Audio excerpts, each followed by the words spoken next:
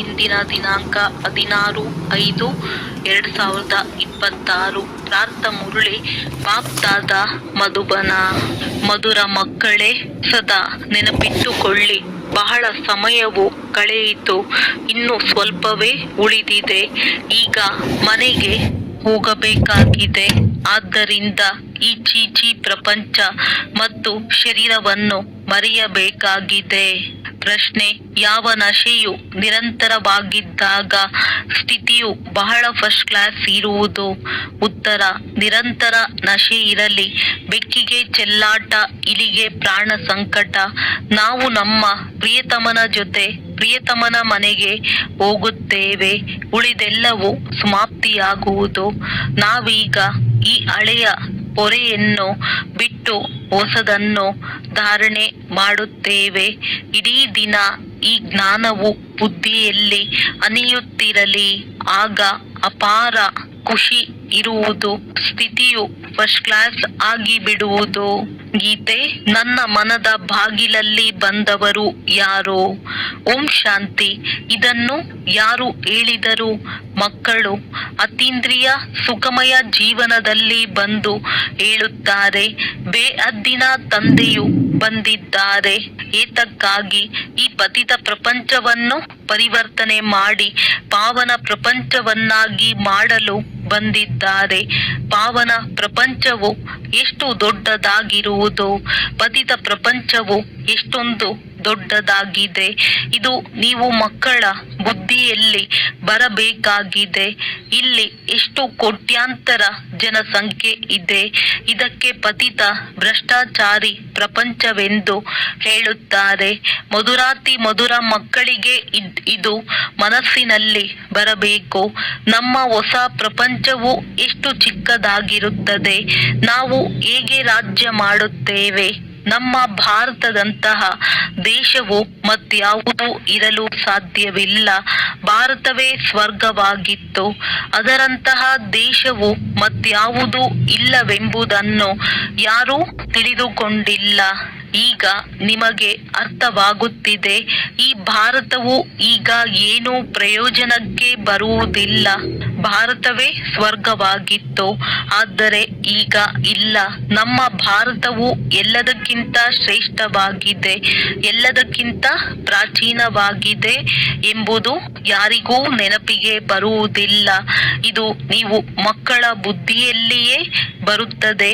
ಅದು number war ಪುರುಷಾರ್ಥದ ಅನುಸಾರ. ಇಷ್ಟೊಂದು ಖುಷಿ, ಇಷ್ಟು ಗೌರವವಿರುತ್ತದೆಯೇ? ಬೇಹದ್ದಿನ ತಂದೆಯೂ ಬಂದಿದ್ದಾರೆ. ಕಲ್ಪಕಲ್ಪವೂ ಬರುತ್ತಾರೆ. ಮಾಯಾ ರಾವಣನು ನಮ್ಮ ಯಾವ ರಾಜ್ಯ ಭಾಗ್ಯವನ್ನು ಕಸಿದುಕೊಂಡಿದ್ದಾನೆಯೋ ಅದನ್ನು ಪುನಃ ತಂದೆಯು ಬಂದು ನಾವಾತ್ಮರಿಗೆ ಕೊಡುತ್ತಾರೆ. ಯಾವುದೇ ಯುದ್ಧದಿಂದ ಕಸಿದುಕೊಂಡಿಲ್ಲ. ರಾವಣ ರಾಜ್ಯದಲ್ಲಿ ನಮ್ಮ ಮತವು ಭ್ರಷ್ಟಾಚಾರಿ ಆಗಿಬಿಡುತ್ತದೆ. ನಾವು ಶ್ರೇಷ್ಠಾಚಾರಿಗಳಿಂದ ಭ್ರಷ್ಟಾಚಾರಿಗಳಾಗಿ ಬಿಡುತ್ತೇವೆ. ಪ್ರಪಂಚವು ನೋಡಿ ಎಷ್ಟೊಂದು ವೃದ್ಧಿಯಾಗಿ ಬಿಟ್ಟಿದೆ. ನಮ್ಮ ಭಾರತ ದೇಶವು ಎಷ್ಟು ಚಿಕ್ಕದಾಗಿತ್ತು. ಸ್ವರ್ಗದಲ್ಲಿ ಎಷ್ಟೊಂದು ಸುಖಿಯಾಗಿರುತ್ತಾರೆ. ವಜ್ರ ವೈಡೂರ್ಯಗಳ ಮೆಹಲುಗಳಿರುತ್ತವೆ. ಅಲ್ಲಿ ರಾವಣನೇ ಇರುವುದಿಲ್ಲ. ನೀವು ಮಕ್ಕಳ ಬುದ್ಧಿಯಲ್ಲಿ ಖುಷಿ ಇರಬೇಕು, ಅತೀಂದ್ರಿಯ ಸುಖವಿರಬೇಕು. ತಂದೆಯು ತಿಳಿಸುತ್ತಾರೆ, ಆತ್ಮ ಅಭಿಮಾನಿಯಾಗಿರಿ. ದೇಹ ಬಾಣವನ್ನು ಕಳೆಯಲು ಬ್ರಹ್ಮ ತಂದೆಯು ಹೇಳುತ್ತಿದ್ದರು. 108 ತೇಪೆಗಳುಳ್ಳ ವಸ್ತ್ರವನ್ನು ಧರಿಸಿರಿ.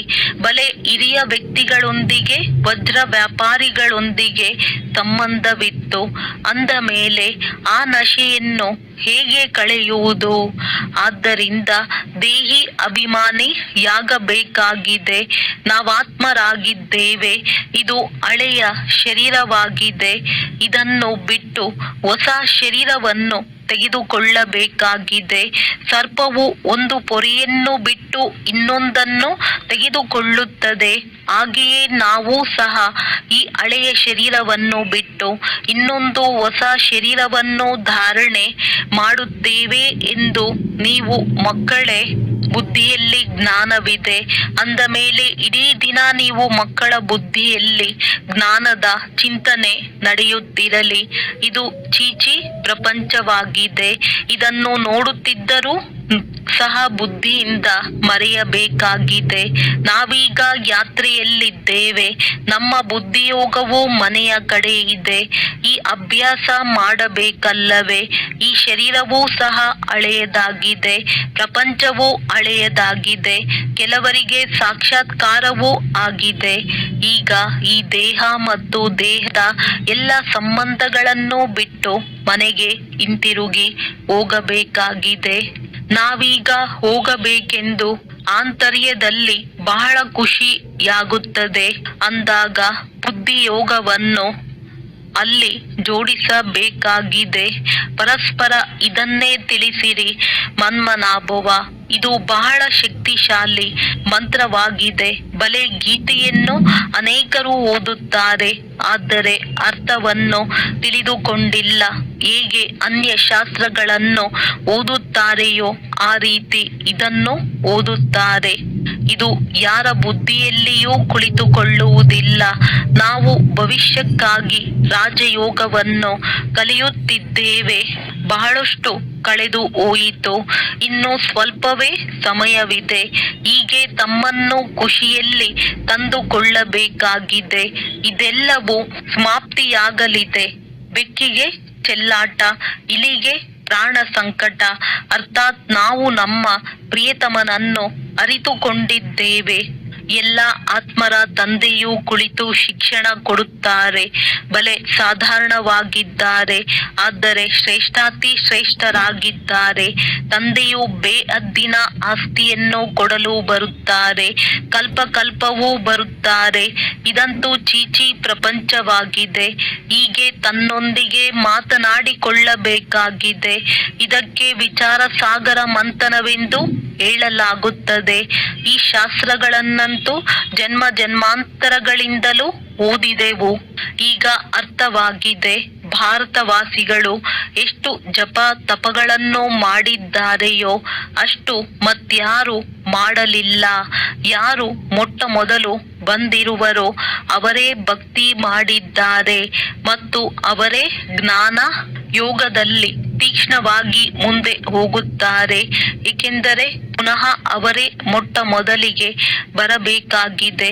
ಆದ್ದರಿಂದ ನೀವು ನೋಡುತ್ತೀರಿ, ಕೆಲವರು ಬಹಳ ಚೆನ್ನಾಗಿ ಪುರುಷಾರ್ಥ ಮಾಡುತ್ತಾರೆ. ನೀವು ಮಕ್ಕಳು ಯಾರು ಈ ಆತ್ಮಿಕ ಸೇವೆಯಲ್ಲಿ ತೊಡಗಿದ್ದೀರೋ ಅವರಿಗಾಗಿ ಬಹಳ ಒಳ್ಳೆಯದಾಗಿದೆ. ನಿಜವಾಗಿಯೂ ನೀವು ಬಟ್ಟಿಯಲ್ಲಿ ಕುಳಿತಿದ್ದೀರಿ. ಆ ಸಂಬಂಧವು ಅಟುಟವಾಗಿದೆ.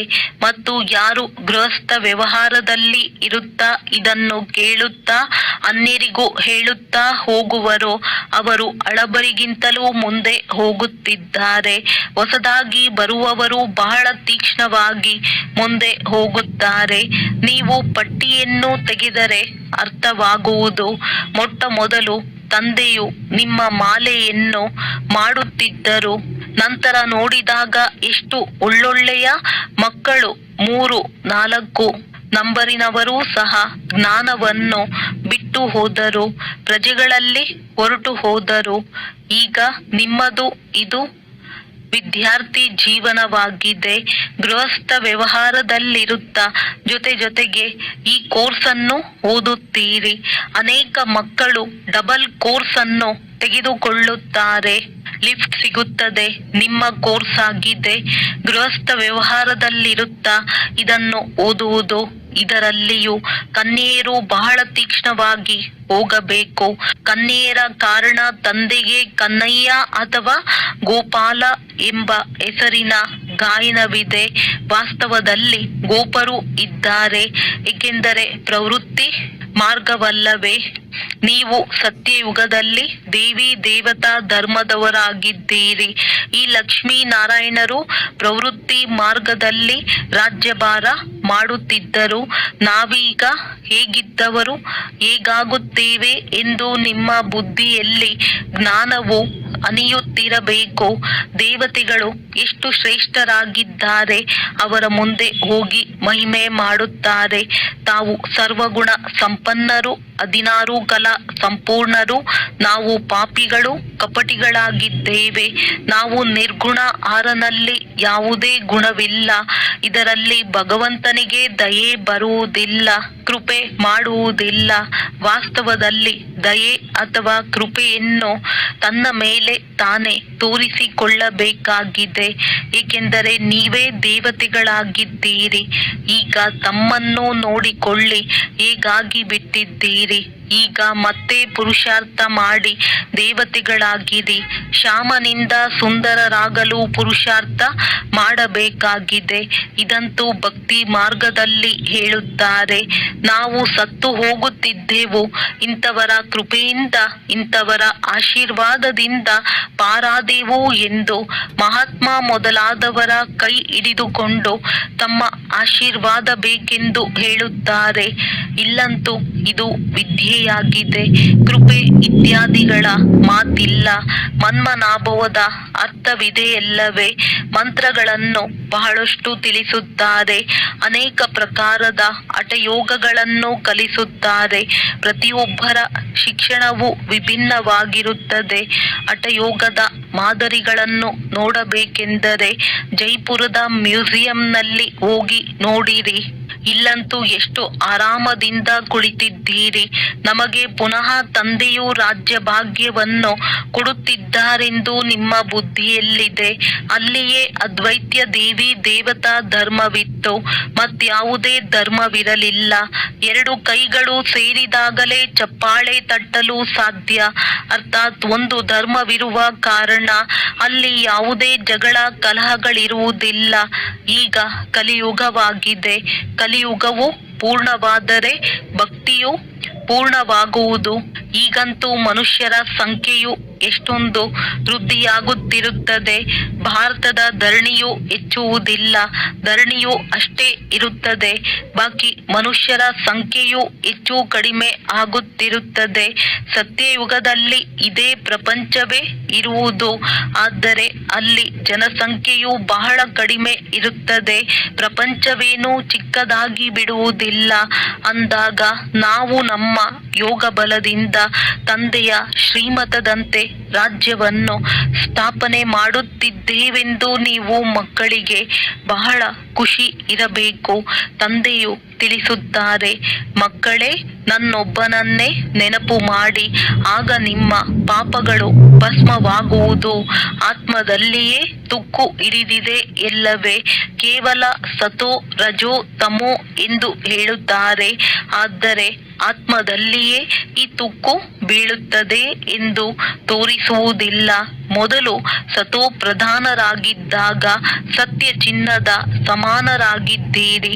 ನಂತರ ಆತ್ಮದಲ್ಲಿ ಬೆಳ್ಳಿಯು ಬೆರಿಕೆಯಾಗುತ್ತದೆ. ಅರ್ಥಾತ್ ಅದಕ್ಕೆ ತ್ರೇತಾಯುಗವೆಂದು ಹೇಳಲಾಗುತ್ತದೆ. ಚಂದ್ರವಂಶೀಯರಿರುತ್ತಾರೆ. ಆಂಗ್ಲ ಭಾಷೆಯ ಶಬ್ದಗಳು ಎಷ್ಟು ಚೆನ್ನಾಗಿದೆ.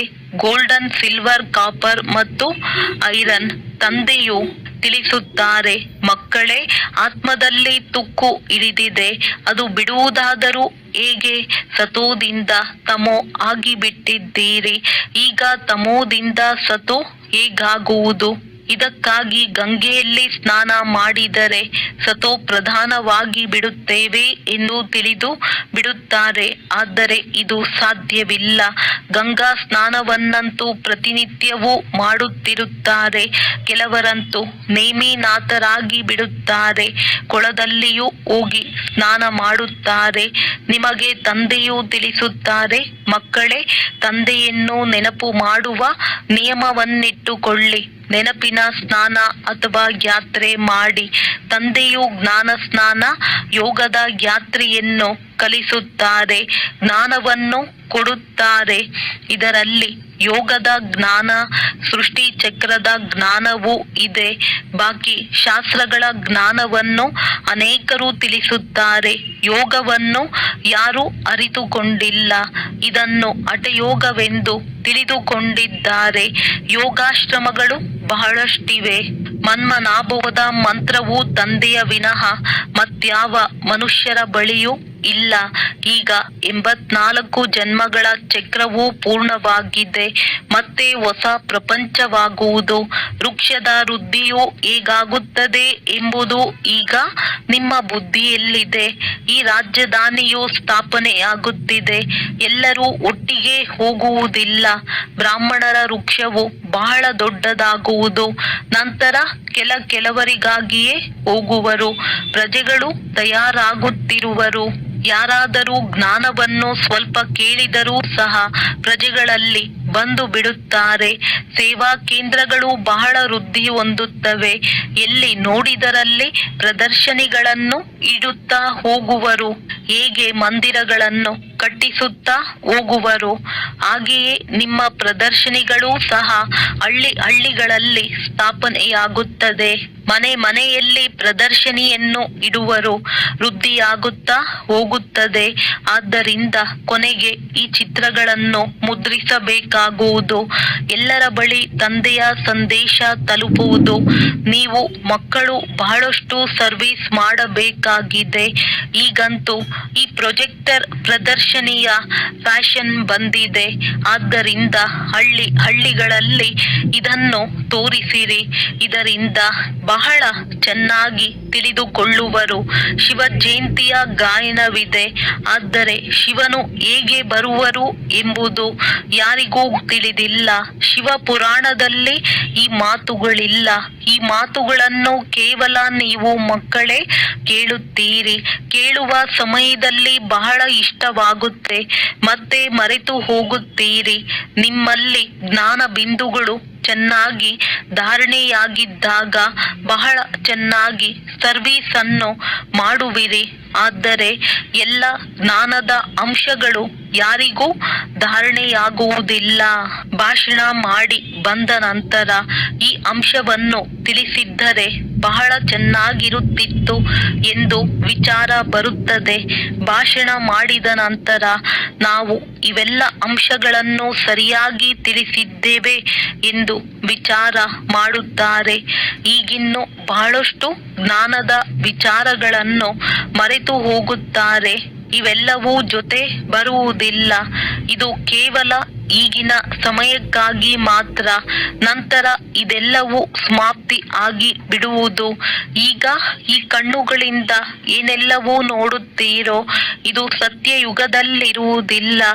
ಈಗ ನಿಮಗೆ ಜ್ಞಾನದ 3ನೇ ನೇತ್ರವೂ ಸಿಗುತ್ತದೆ. ನೀವೀಗ ತ್ರಿನೇತ್ರಿಗಳಾಗುತ್ತೀರಿ. ತಂದೆಯು ಬಂದು ನಿಮಗೆ ಜ್ಞಾನವನ್ನು ಕೊಡುತ್ತಿದ್ದಾರೆ. ಅದನ್ನು ಆತ್ಮವು ಧಾರಣೆ ಮಾಡಿಕೊಳ್ಳುತ್ತದೆ. ಆತ್ಮಕ್ಕೆ 3ನೇ ನೇತ್ರವೂ ಸಿಗುತ್ತದೆ. ನಾನಾತ್ಮನಾಗಿದ್ದೇನೆ. ನಾನು ಈ ಶರೀರದ ಮೂಲಕ ಇಂತಹ ಕರ್ಮವನ್ನು ಮಾಡುತ್ತೇನೆ. ತಂದೆಯು ನಮಗೆ ಓದಿಸುತ್ತಾರೆ ಎಂಬ ಜ್ಞಾನವು ಈಗ ಯಾರಲ್ಲಿಯೂ ಇಲ್ಲ. ಇದನ್ನು ಬುದ್ಧಿಯಲ್ಲಿ ಇಟ್ಟುಕೊಳ್ಳುವುದು ಬಹಳ ಪರಿಶ್ರಮವಾಗಿದೆ. ಮಕ್ಕಳು ಪರಿಶ್ರಮ ಪಡಬೇಕು ಮತ್ತು ಖುಷಿಯಲ್ಲಿ ಇರಬೇಕಾಗಿದೆ. ಈಗ ನಮ್ಮ ರಾಜ್ಯವು ಬಂದಿತೆಂದರೆ ಬಂದಿತು. ನಮ್ಮ ರಾಜ್ಯದಲ್ಲಿ ಏನೇನಿರುವುದು ಎಂಬುದನ್ನು ನೀವು ತಿಳಿದುಕೊಂಡಿದ್ದೀರಿ. ನೀವು ಮಕ್ಕಳಿಗಂತೂ ನಾವೀಗ ಈ ವಿದ್ಯೆಯಿಂದ ರಾಜ್ಯ ಭಾಗ್ಯವನ್ನು ಪಡೆಯುತ್ತೇವೆಂದು ಬಹಳ ಖುಷಿ ಇರಬೇಕಾಗಿದೆ. ಓದುವವರಿಗೆ ಪದವಿಯ ನೆನಪಿರುತ್ತದೆ. ನಾವು ಭವಿಷ್ಯಕ್ಕಾಗಿ ಓದುತ್ತೇವೆ. ಚೆನ್ನಾಗಿ ಓದಿದ್ದೇ ಆದರೆ ರಾಜ್ಯ ಸಿಂಹಾಸನದ ಮೇಲೆ ಕುಳಿತುಕೊಳ್ಳುವೆವು. ಅಂತವರು ಪ್ರಸಿದ್ಧರಾಗುತ್ತಾರೆ. ಈಗ ಅದರ ಬಟ್ಟಿಯನ್ನು ತೆಗೆದು ಮಾಲೆಯನ್ನು ತಯಾರಿಸಿದ್ದರೆ ಆಗ ಎಲ್ಲರೂ ಹೇಳುವರು, ಇಂಥವರು ನಮ್ಮ ಬಳಿ ರಿಫ್ರೆಶ್ ಮಾಡಲು ಕಳುಹಿಸಿ ಎಂದು. ಭಾಷಣ ಮಾಡುವವರನ್ನು ಕರೆಸುತ್ತಾರೆ. ಅಂದ ಮೇಲೆ ಅವರಿಗೆ ಗೌರವ ಕೊಡಬೇಕು. ನಾವು ಸಹ ಇವರಂತೆ ಬುದ್ಧಿವಂತರಾಗಬೇಕೆಂದು ಸಂಕಲ್ಪವಿರಲಿ. ಒಳ್ಳೆಯದು. ಮಧುರಾತಿ ಮಧುರ ಅಗಲಿ ಹೋಗಿ ಮರಳಿ ಸಿಕ್ಕಿರುವ ಮಕ್ಕಳ ಪ್ರತಿ ಮಾತ್ಪಿತಾ ಬಾಪ್ ದಾದಾರವರ ನೆನಪು ಪ್ರೀತಿ ಹಾಗೂ ಸುಪ್ರಭಾತ. ಆತ್ಮಿಕ ಮಕ್ಕಳಿಗೆ ಆತ್ಮಿಕ ತಂದೆಯ ನಮಸ್ತೆ. ಧಾರಣೆಗಾಗಿ ಮುಖ್ಯ ಸಾರ: ಅತೀಂದ್ರಿಯ ಸುಖದ ಅನುಭವ ಮಾಡಲು ದೇಹ ಭಾನವನ್ನು ಕಳೆಯುವ ಪುರುಷಾರ್ಥ ಮಾಡಬೇಕಾಗಿದೆ. ಈಗ ಹಿಂತಿರುಗಿ ಮನೆಗೆ ಹೋಗಬೇಕಾಗಿದೆ. ಆದ್ದರಿಂದ ಬುದ್ಧಿಯೋಗವು ಮನೆಯೊಂದಿಗೆ ತೊಡಗಿರಲಿ. ಗೃಹಸ್ಥ ವ್ಯವಹಾರದಲ್ಲಿರುತ್ತಾ ವಿದ್ಯೆಯನ್ನು ಓದಬೇಕಾಗಿದೆ. ಡಬಲ್ ಕೋರ್ಸ್ ತೆಗೆದುಕೊಳ್ಳಬೇಕು. ಜ್ಞಾನದ ಸ್ನಾನ ಮತ್ತು ನೆನಪಿನ ಯಾತ್ರೆಯನ್ನು ಮಾಡಬೇಕು ಮತ್ತು ಅನ್ಯರಿಗೂ ಮಾಡಿಸಬೇಕಾಗಿದೆ. ವರದಾನ: ಕೋಮಲತೆಯನ್ನು ಚಮತ್ಕಾರದಲ್ಲಿ ಪರಿವರ್ತನೆ ಮಾಡುತ್ತಾ ಮಾಯಾಜೀತರಾಗುವಂತಹ ಶಕ್ತಿ ಸ್ವರೂಪ ಭವ. ಶಕ್ತಿ ಸ್ವರೂಪರಾಗುವುದಕ್ಕಾಗಿ ಕೋಮಲತೆಯನ್ನು ಚಮತ್ಕಾರದಲ್ಲಿ ಪರಿವರ್ತನೆ ಮಾಡಿರಿ. ಕೇವಲ ಸ್ವಯಂನ ಸಂಸ್ಕಾರಗಳನ್ನು ಪರಿವರ್ತನೆ ಮಾಡುವುದರಲ್ಲಿ ಕೋಮಲರಾಗಿರಿ. ಕರ್ಮದಲ್ಲೆಂದಿಗೂ ಕೋಮಲರಾಗಬಾರದು. ಇದರಲ್ಲಿ ಶಕ್ತಿ ರೂಪ ಉಳ್ಳವರಾಗಿರಿ. ಯಾರು ಶಕ್ತಿ ರೂಪದ ಕವಚವನ್ನು ಧರಿಸುತ್ತಾರೆಯೋ ಅವರಿಗೆ ಮಾಯೆಯ ಯಾವುದೇ ಬಾಣವು ನಾಟಲು ಸಾಧ್ಯವಿಲ್ಲ. ಆದ್ದರಿಂದ ತಮ್ಮ ಚೆಹರೆ ನಯನ ಚಲನೆಯಿಂದ ಕೋಮಲತೆಗೆ ಬದಲಾಗಿ ಶಕ್ತಿ ರೂಪವು ಕಾಣಿಸಲಿ. ಇದರಿಂದ ಮಾಯಾಜೀತರಾಗಿ ಪಾಸ್ ವಿತ್ ಆನರ್ನ ಸರ್ಟಿಫಿಕೇಟ್ ಅನ್ನು ತೆಗೆದುಕೊಳ್ಳಲು ಸಾಧ್ಯವಾಗುವುದು. ಸ್ಲೋಗನ್: ಪ್ರತಿಯೊಂದು ಕರ್ಮವನ್ನು ತ್ರಿಕಾಲದರ್ಶಿಯ ಸ್ಥಾನದಲ್ಲಿ ಸ್ಥಿತರಾಗಿದ್ದು ಮಾಡುತ್ತೀರೆಂದರೆ ಮಾಯೆಯು ದೂರದಿಂದಲೇ ಓಡಿ ಹೋಗುತ್ತದೆ. ಅವ್ಯಕ್ತ ಸೂಚನೆಗಳು: ಸದಾ ಅಚಲ ಅಡೋಲ ಏಕರಸ ಸ್ಥಿತಿಯ ಅನುಭವ ಮಾಡಿ. ಸಮಯ ಪ್ರಮಾಣ: ಈಗ ಸದಾ ಅಚಲ ಅಡೋಲ ಸರ್ವ ಖಜಾನೆಗಳಿಂದ ಸಂಪನ್ನರಾಗಿ ಸ್ವಲ್ಪವೂ ಸಹ ಏರುಪೇರು ಆಗುತ್ತೀರಿ ಎಂದರೆ ಸರ್ವ ಖಜಾನೆಗಳ ಅನುಭವ ಆಗುವುದಿಲ್ಲ. ತಂದೆಯ ಮೂಲಕ ಸಿಕ್ಕಿರುವ ಖಜಾನೆಗಳನ್ನು ಸದಾ ಕಾಯಂ ಆಗಿ ಇಟ್ಟುಕೊಳ್ಳುವ ಸಾಧನ ಆಗಿದೆ. ಸದಾ ಅಚಲ ಅಡೋಲರಾಗಿ ಇರುವುದು. ಅಚಲರಾಗಿರುವುದರಿಂದ ಸದಾ ಖುಷಿಯ ಅನುಭವ ಆಗುತ್ತಾ ಇರುತ್ತದೆ. ಹೇಗೆ ವಿನಾಶಿ ಧನ, ಹೆಸರು, ಮಾನ್ಯತೆ, ಆಡಂಬರ, ಪದವಿ ಇತ್ಯಾದಿಗಳು ಸಿಗುತ್ತದೆ ಎಂದರೆ ಖುಷಿಯಾಗುತ್ತದೆ ಅಲ್ಲವೇ? ಇದಂತೂ ಅವಿನಾಶಿ ಖುಷಿಯಾಗಿದೆ. ಆದರೆ ಈ ಖುಷಿ ಅವರಿಗೆ ಇರುತ್ತದೆ ಯಾರು ಅಚಲ ಅಡೋಲ ಏಕರಸ ಸ್ಥಿತಿಯಲ್ಲಿ ಇರುತ್ತಾರೆ. ಒಳ್ಳೆಯದು. ಓಂ ಶಾಂತಿ. ಓಂ